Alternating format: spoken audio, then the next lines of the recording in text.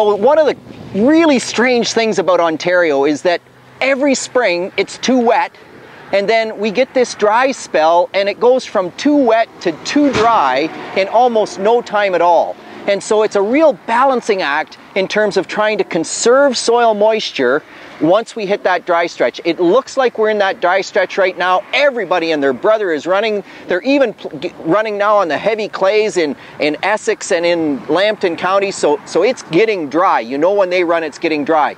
Moisture conservation suddenly becomes a big issue, where early in the season we're out there cultivating, trying to open that soil up and get rid of the moisture so we can plant into good conditions. Now it's incredibly critical not to lose that moisture. So remember, when you're planting soybeans, you really need to get the soybean into moisture, not just on moisture, but into moisture. So if we dig down here, see there's great moisture right there immediately, and that's exactly what we want to see, because now once we have that moisture, we can just put that soybean in an inch or a little bit more than an inch, and it's in moisture.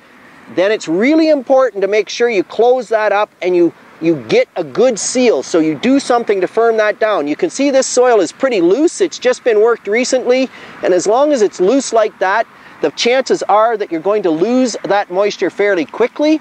If the bean plant or the corn plant gets started and runs out of moisture, then it's in bad shape. Worse yet, if you get some kernels into moisture here and some more kernels over here in dry dirt, all of a sudden we've got uneven emergence, and that's a really big problem in terms of trying to maximize our yields out there in the countryside.